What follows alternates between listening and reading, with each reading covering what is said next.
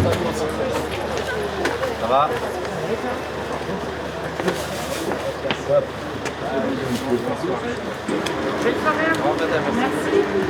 va, petit? Ça va et toi? Bonsoir. Allez. Amandine, on y va? Ouais, c'est parti, on y va. C'est bon? Ouais, normalement c'est bon. Super. Allez, j'entrée. Ça commence par quoi? Alors, Hanouna. c'est Amina, mais en fait, il va y avoir un plan serré sur toi pendant 15 secondes. Il y a une petite musique qui va se lancer, tu vas être tout seul, ils vont te fixer, et Hanouna arrive, te dit bonjour et va s'installer. Comme une fois, non? J'étais déjà là-dedans. Hein. Ouais, ça, ouais.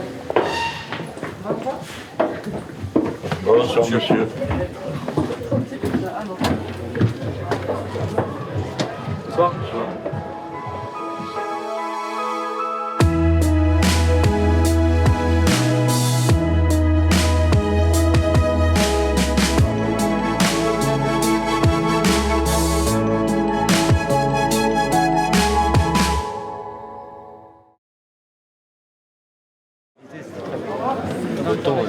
C'était bien. C'était bien. Ouais, mais dis ça a duré 1 heure au lieu de 5 minutes. Ah, mais je vais le dire. Ah ouais, je vais le dire parce qu'il y a plein de gens qui ressentent Ah, mais ça. je vais le dire. Et puis moi, j'en Là, peux plus. j'allais Ça allait envie jamais de finir. pleurer. Il paraît au que bout d'un moment. les gens, ils en peuvent plus d'entendre ça. Non, mais enfin, c'est, Ils en peuvent tu vois, je fais quoi, mon frère, Tariq, c'est quoi, il s'assimile, il fait quoi? Il s'appelle Olivier, Jules, tu vois, de quoi tu me parles, quoi, l'islam? L'islam, c'est trop bien, c'est you, tu vois. Moi, je sautais par-dessus le tapis de ma grand-mère et elle disait, laissez-moi prier, putain, mais c'était trop drôle, tu vois. Maintenant, je m'en vais, Raquel, te amo, te quiero. Non, te amo, mejor que te quiero, porque tu tienes esposo. Allez, on fait la jolie photo. Qu'est-ce qui fait la photo? Moi, je peux la faire. Elle est magique, hein, cette jeune femme qui reste sans haine après une histoire pareille. Et puis tu sais, tu essayes de ne pas rendre les coups à mesure qu'ils arrivent. Mais c'est un choix, tu vois. Tu rends ou tu rends pas. Ça te donne l'impression que tu es passif. Parce que nous, on parle à quelqu'un, là. Moi, je pense pas à celui qui est là. Je pense à celui qui est de l'autre côté. Moi, ce qui m'intéresse, c'est que les mômes, ils sachent que moi, il me fait pas peur, l'autre, là. Faut pas avoir peur. Ne dégonflez jamais devant des mots comme ça. Mon père m'a donné 2 choses à la naissance, le socialisme et les problèmes d'audition, parce que je suis à moitié sourd. Donc c'est tout con, mais un des moments du débat qui moi m'avait touché, c'est quand Zemmour a dit « Ah, ça va pas là-dedans ». Moi j'ai un mal fou à entendre un coup. Et quand vous avez pris ça au sérieux, vraiment, en disant qu'il y avait des milliers d'handicapés... Mais moi, c'est le service que je rends à des milliers de mômes comme vous. Je te dirais, moi, je suis une naissance, d'accord? Ouais. Donc alors, t'as quoi à me dire? Non, mais ces gens-là respectent rien. Ouais. C'était génial. Vous l'avez vu après? Ton extrait, il passe partout. Ah bon? Ouais. Trop fort. Ah oui, il est impressionné. Hein. Mon repas vegan. Mon repas vegan. Alors, moi, je mange ceux-là, je les adore.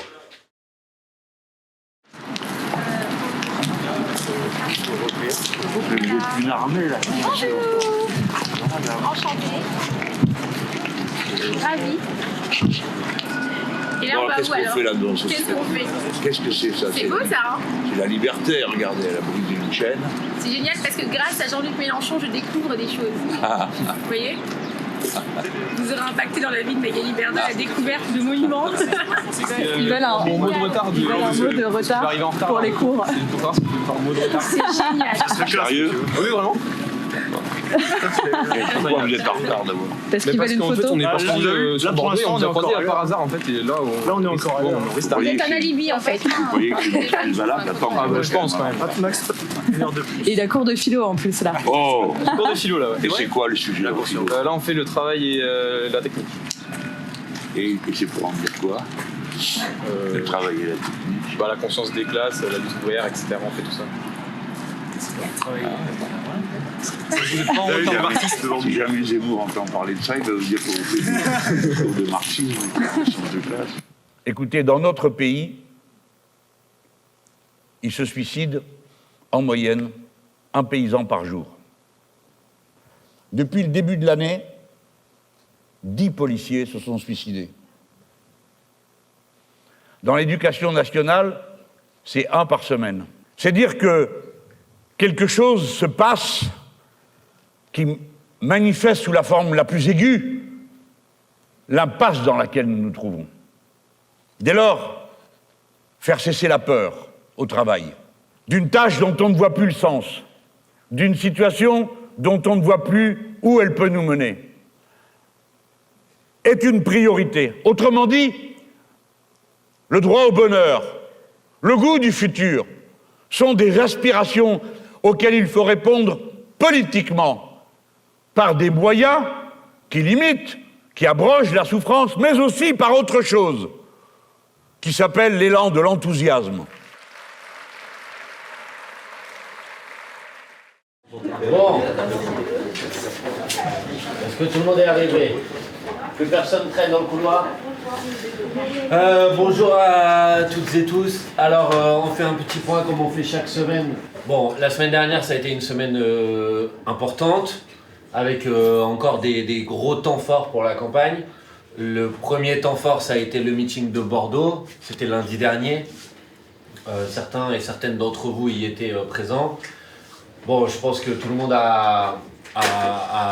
qu'il soit sur place d'ailleurs ou à distance, a vu le succès du meeting avec l'affluence, notre capacité encore une fois à remplir cette salle, mais à la faire très largement déborder.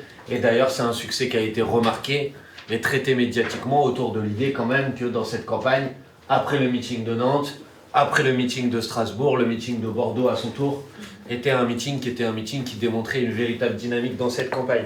Une campagne, c'est un timing, c'est un tempo. Il faut penser le rythme pour que les choses montent en puissance et qu'il y ait des moments de séquences fortes.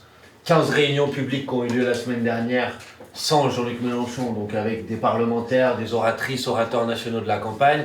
Et tous les retours qu'on a sur ces réunions publiques, c'est qu'à chaque fois il y a du monde, plus de monde que ce qui était imaginé par les camarades qui organisaient. Et puis surtout des éléments intéressants, c'est qu'à chaque fois, parce que les camarades font le jeu un peu de demander qui vient à une réunion publique pour la première fois, à chaque fois il y a parfois un quart, parfois un tiers, parfois même la moitié de la salle qui assiste à une réunion publique pour la première fois. Ça illustre deux éléments. Un premier élément, qu'il y a un réchauffement global de la température politique, j'ai envie de vous dire heureusement, parce que maintenant on est à quasiment 2 mois du premier tour de l'élection présidentielle. Et deuxièmement, que ce réchauffement il se fait aussi autour de nous, avec un intérêt certain pour la campagne qu'on est en train de mener. Autre élément de réchauffement de cette température, le nombre d'événements qui sont déclarés sur la plateforme Action Populaire. On sait que c'est un indicateur qui est toujours un indicateur partiel, parce qu'il y a plein d'endroits où les camarades font des trucs sans forcément noter les informations sur la plateforme. Mais on a encore augmenté le nombre d'événements, on était à 1500 événements sur la semaine dernière, 2 campagnes. Mercredi, il y a l'audition des candidats devant la Fondation Abbé Pierre.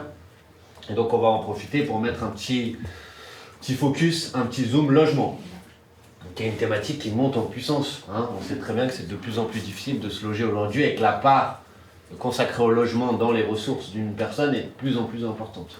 Et quand vous ajoutez à ça l'augmentation des prix du carburant, de l'énergie, des prix alimentaires, vous voyez bien que c'est difficile pour les gens de finir les fondements. Moi, ce que je veux pas, si vous voulez, c'est additionner les coups de projecteur sur les nuances, entre 50 nuances de misère. D'accord? C'est tout ça est le résultat d'une situation voulue. C'est pas qu'on a oublié, qu'il n'y a pas eu de volonté politique, il y a une volonté politique claire. L'immobilier est une composante centrale du modèle d'accumulation capitaliste du capital financier. Voilà, c'est une composante centrale. Parce que c'est la valeur que tu peux faire fluctuer le plus facilement en organisant la rareté. Donc ils ont organisé méthodiquement la rareté. Pour provoquer d'abord l'envol du prix du mètre carré, du sol, comme ça a été commencé au niveau du Baron Haussmann, et puis après du mètre carré habitable. Ça, alors moi je vais parler de ça parce que moi je suis un anticapitaliste, puis je ne voudrais pas qu'on me confonde avec une association de bienfaisance, quoi, tu vois. Mais ça, dans le rapport de l'ONU de 2016, la rapporteuse elle dit exactement ça, là. Leilani Farah. Qui dit ça, l'ONU. Ouais, elle dit que la vacance du logement est organisée pour créer de la spéculation. Ça fait peur, ces vidéos. Bonjour Jean-Luc Mélenchon, Manuel est là pour m'épauler. C'est le marché qui a organisé le chaos. Si on en est là, c'est à cause du marché. C'est pas à cause de la richesse moyenne de la France, c'est pas parce qu'on manque de pelleteuses, c'est pas parce qu'on manque de bras, c'est pas parce qu'on manque de pioches, pas parce qu'on manque de bois, de terre, de paille, de ciment. C'est parce qu'il y a une logique d'organisation de la mise à disposition des biens qui conduit à cette situation. Et le gouvernement actuel, qui a exactement le parallèle de moi, ils ont une idée, eux, ils pensent que le marché va régler le problème. Donc plus ils font du logement à un marché, plus ils se disent, ça va marcher à la fin, ça va fonctionner. Et nous, on dit, plus ils font ça, et plus ça va mal. Merci beaucoup, Jean-Luc il n'y a pas de quoi. On a écoulé. Je reviens quand vous voulez. Merci beaucoup. Alors, il est marqué très beau, Brillant, intelligent. concret, Que ne l'ai-je pour gendre? humaniste, Oui. convaincant, Je fais un don immédiat. réaliste, excellent. Oh la vache. Quelle démoralisation. Pertinente, bravo. T'es meilleur de bonne humeur. Il y en a un tout petit qui marque. Fanfaron, mais du fond. C'est tout toi. J'ai trouvé ça vraiment la description parfaite de Jean-Luc Mélenchon. Fanfaron, mais du fond. Ah oui. Hop, hop, hop, hop, hop. En gros, si vous voulez, il faut reprendre le problème là où il est pour quelqu'un qui décide.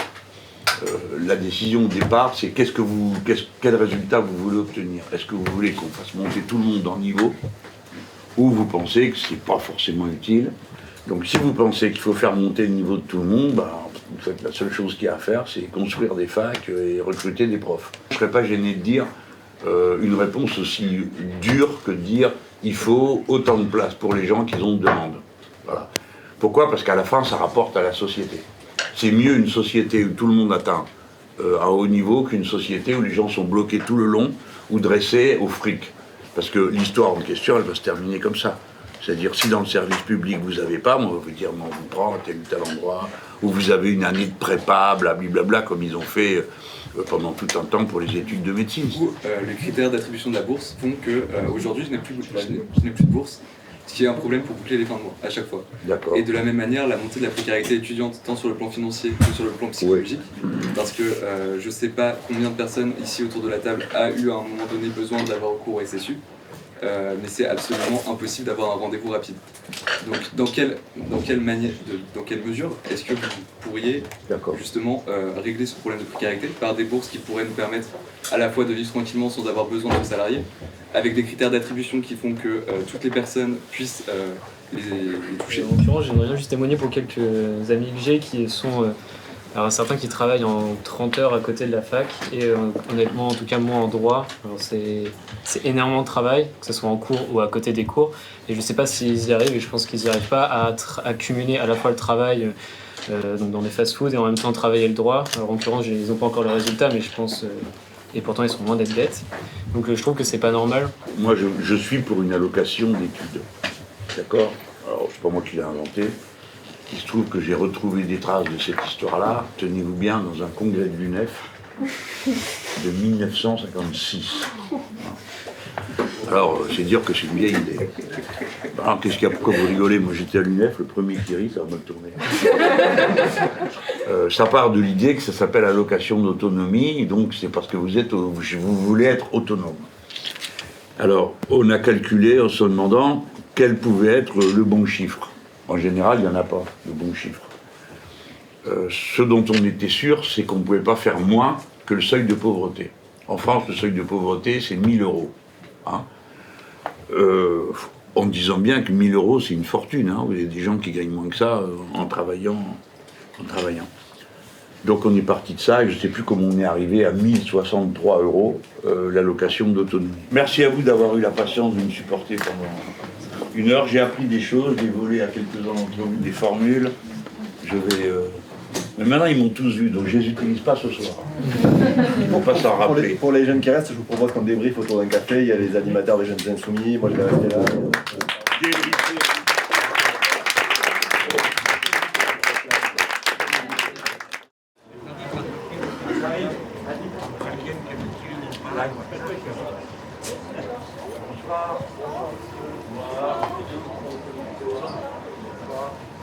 Bonsoir, mesdames, messieurs. Bonsoir, mesdames. Bonsoir, madame. Alex. Ils sont mignons. Elle fait la révérence. C'est à vous, on fait un duplex. Vous pouvez venir ? Vous voulez venir? Vous voulez faire un happening sur le C'est à vous? Sur le C'est à vous. Sur le C'est à vous. C'est pour l'émission. bonjour. Allez-y. Allez-y. Vous vous invitez. Bonjour. Vous débarquez, vous débarquez. Pardon. C'est une super idée. On fait un vrai happening. Maya Loquet seront là, et Patrick Cohen, donc, pour interroger tous les jeudis soirs, un candidat. Et ce soir, c'est Jean-Luc Mélenchon qui commence. Ouais, Ah bah voilà. C'est pas tout de suite. Ah bah il est déjà là. C'est pas tout de suite, Jean-Luc Mélenchon. Il est déjà là. Allez, au boulot. Vous nous foutez dehors déjà? Au boulot, ça commence bien. Ah bah ouais. Bah voilà. C'est ce qu'il faut. Hein. C'était pas très bien. Il est passé, il est venu et voilà. Il ne vous entend pas par contre, Babette. Si, Ah bah pardon. Ah mais c'est vraiment un squat Mais total. regardez, ils m'ont donné Ah ça pardon, avant. excusez-moi. C'est un happening, Babette. C'était pas prévu, mais c'est comme ça. On est en direct, vous voyez. Mais la différence, c'est que moi, je l'enlève pour l'émission, tandis qu'ils la gardent pour les ordres. Évidemment, pour obéir. Bon. Sous ordre.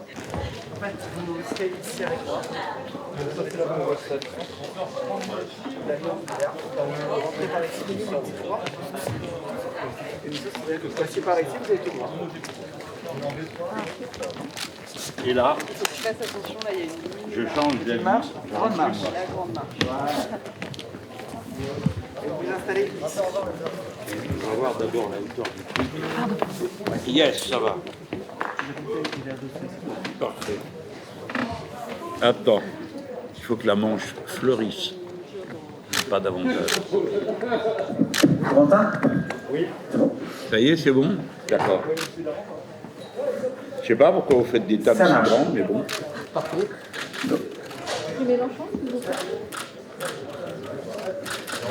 Donc il y aura tous les soutiens qui sont derrière.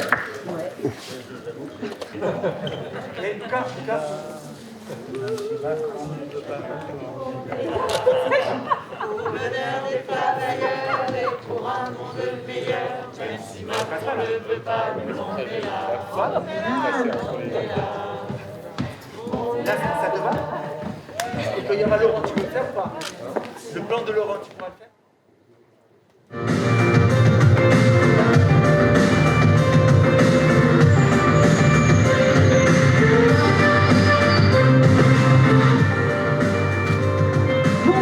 Bonsoir à tous et bienvenue dans Élysée 2022, la grande émission politique de la présidentielle. Premier invité, celui qui lance le bal, c'est le leader des Insoumis. On accueille tout de suite Jean-Luc Mélenchon.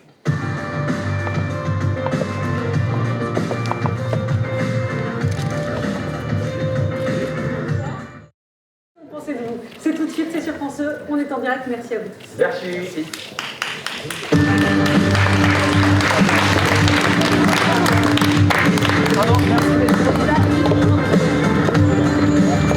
Les enfants sont contents. Ouais, c'est incroyable. Ah ouais. Moi j'ai reçu mon père et ma mère aussi. Hein. Il était très bien Jean-Luc, calme et convaincant. Ouais, ma mère aussi, super bravo. Ils ont tellement tous la trouille que je pète un câble. Mais tu vois, les moments où ils se sont comportés, parce qu'il y en a eu quelques-uns, hein, des moments où ils se sont mal comportés, tu vois, avec toi. Et ta manière de faire, en retournant avec humour et tout, ça passe nickel, nickel. Je présente le nouveau porte-micro. C'est Une technologie de très haut niveau, réalisée par des employés, des ouvriers qualifiés, des meilleures écoles. Bon, tu vois, ça y est, t'as une séquence bêtisier avec Manu maintenant. Merci. Voilà pourquoi il faut sauver l'industrie française. Ouais. Ben moi je pense qu'il va marcher ce meeting, ça fait longtemps qu'on n'est pas allé dans le sud. C'est clair. Puis il y a des gros bassins, hein. Montpellier c'est gros, mais il y a le Gard à côté, Nîmes, ça va ramener du monde. C'est quasiment un stade couvert, hein, donc il faut vraiment qu'on mette le paquet sur la com là-dessus pour le remplir. Il faut en faire un événement aussi important que Nantes. On a une caméra 360, ok? Vous avez pas vu sur le meeting de Nantes? Si. Bon, la caméra où tu fais comme ça là. Ouais. Sauf que tu peux acheter des lunettes et avec les lunettes machin, t'es comme si tu étais assis dans le meeting. Comme ça. Et pour le coup, les images seront hyper impressionnantes des gens qui vont regarder parce que vu la config de la salle, tu mets la caméra à côté de la scène, machin, enfin t'en as de... Quitte à se sacrifier un siège, et on dit que c'est le siège de la personne, tu vois. Oui, mais c'est ce qu'on avait fait pour le... Voilà. Maintenant, je peux dire une folie. Vous allez me détester. C'est déjà le cas, donc c'est pas grave. Est-ce qu'on pourrait le faire en... Ça coûte très cher, une caméra comme ça? En location? Non. est-ce qu'on pourrait mettre 4 points? Oui. Et si les gens plus genre, t'as un point. Non, attends, je dis, on vérifie techniquement, mais t'as même un point sur la scène, un point en haut d'une tribune, un point en bas dans la fosse, et tu choisis le truc d'où tu peux suivre le meeting. Ah ben nous, ça remplit une fonction particulière, le meeting. C'est que ça donne de la force à ceux qui y viennent, qui sont des gens éparpillés, souvent, et puis le rapport de force sur les lieux de travail n'est pas fameux pour eux, ou même dans la société en général. Donc quand ils viennent, tout d'un coup, on découvre qu'on est nombreux, qu'on est fort, qu'on est différent. Et alors le porte-parole, celui qui parle, il a 2 tâches à faire, donner de l'enthousiasme, c'est-à-dire de donner à voir qu'on est ensemble, etc. Et puis passer les messages, les explications et les messages. Moi, je crois beaucoup aux explications parce que c'est comme pour tout le reste, quoi. Si on donne un cadre un peu large, les gens après eux-mêmes, ils adaptent à leur sauce. Voilà. Non, c'est vraiment un moment très important pour nous. Moi, j'imagine pas ce que ça peut être une campagne sans meeting. Ça vous manque les grands meetings en plein air? Ouais, c'est pas trop la saison. Hein. Il faut dire que... On attend quoi, le 20 mars? Je serai le premier frigorifié, s'il fallait. Non, là, on va, à chaque fois, moi, j'aime bien qu'on essaye des choses. Hein. Parce que c'est pas une formalité pour nous, un meeting. Il y a plein de gens pour qui, oui, c'en est une, il faut en faire. Alors, en plus, ça les saoule, ça se voit dans leur figure. Ils n'aiment pas ça, quoi. Donc nous, on doit sans cesse essayer de la technique. Là, par exemple, on va, je sais pas si... Et tu le fais, le multidirectionnel ou pas? Eh oh, Bastien, le multidirectionnel, tu le fais? Oui. Ça marche? Oui. T'es sûr que ça va marcher, qu'on n'ait pas l'air de con après? T'es sûr? Avance ta tête sur le bio. Ça a l'air de marcher. Bon, non, ça c'est encore une trouvaille. Bastien et moi, nous sommes tous les deux on aime ça, quoi. La technique, les choses un peu bizarres. Il y a eu des tests avec de la fumée même tout à l'heure. De la fumée, non, pas encore. Je vais mettre de la fumée. Ah oui, au début, il paraît. Pas avec moi, la fumée. La fumée, c'est quand je vais apparaître en hologramme. Parce que la dernière fois, j'avais proscrit la fumée, que je trouvais ça ridicule. En plus, j'apparaissais au milieu de petites étoiles lumineuses. Je trouvais que ça faisait beaucoup. Hein. Et réflexion faite, je trouve qu'il y a une petite dose d'humour qui décontracte le caractère, on fait quelque chose de spectaculaire. Donc ça fait un petit clin d'œil.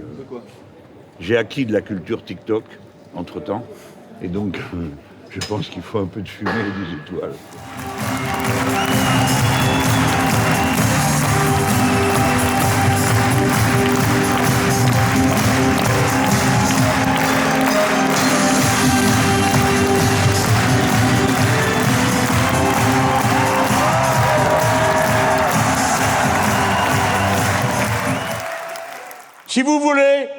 Si vous voulez, hein.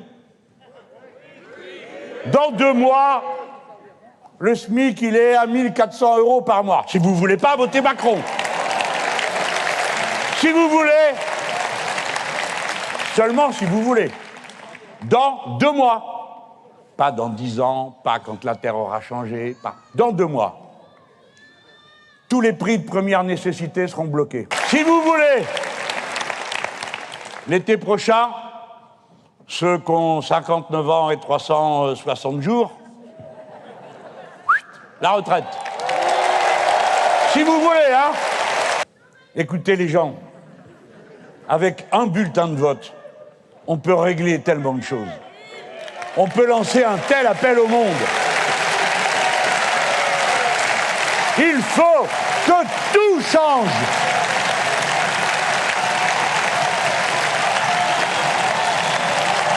J'y suis prêt. Nos équipes y sont prêtes.